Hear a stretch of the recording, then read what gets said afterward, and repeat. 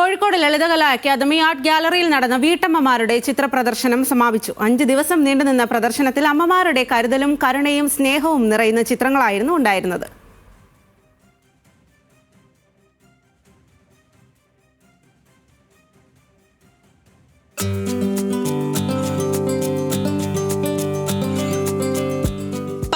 വർഷം മുമ്പ് 10 വീട്ടമ്മമാരുടെ നേതൃത്വത്തിൽ തുടങ്ങിയതാണ് സ്നേഹവർണ്ണങ്ങൾ എന്ന പേരിൽ വേറിട്ട ചിത്ര പ്രദർശനം. ഈ അമ്മമാരുടെ ആശയമറിഞ്ഞ് ഓരോ വർഷവും പ്രദർശനത്തിനെത്തുന്ന അമ്മമാരുടെയും അവരുടെ ചിത്രങ്ങളുടെയും എണ്ണം 10 മടങ്ങ് വർദ്ധിച്ചു വരികയാണ്. ഇത്തവണ 140 പേരാണ് ചിത്രങ്ങളുമായി എത്തിയത്.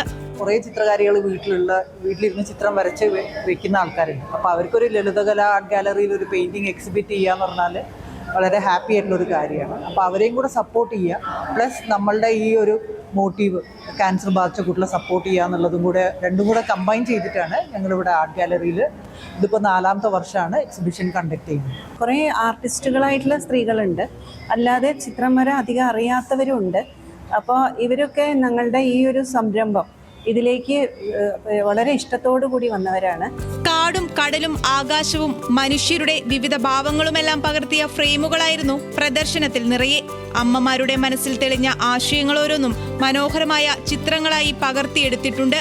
അർബുദ രോഗത്താൽ ബുദ്ധിമുട്ടുന്ന കുരുന്നുകൾക്ക് സ്കോളർഷിപ്പും മറ്റ് സഹായങ്ങളും എത്തിക്കാൻ ലക്ഷ്യമിട്ടാണ് സ്നേഹവർണ്ണ കൂട്ടായ്മയിലെ അമ്മമാർ ചിത്ര പ്രദർശനം സംഘടിപ്പിക്കുന്നത്. ഇവരെ കൂടെ ഞാൻ 3ാമത്തെ പ്രാവശ്യമാണ് എക്സിബിഷൻ നടത്തുന്നത്.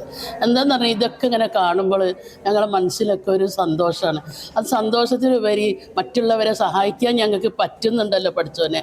ഇനിയും ഇത് വരയ്ക്കാനും മറ്റുള്ളവരെ സഹായിക്കാനുള്ള ആയുസ് പഠിച്ചോൻ തന്നിക്കാണ്. ഞങ്ങൾ ഇനി അടുത്ത വർഷം അതിൻ്റെ വർഷമൊക്കെ ഞങ്ങൾ ഇത് തന്നെ ചെയ്തുകൊണ്ടിരിക്കും. ഒരുപാട് സന്തോഷമുണ്ട് ഇതിൻ്റെ ഫീൽഡിൽ നിന്നിട്ട്.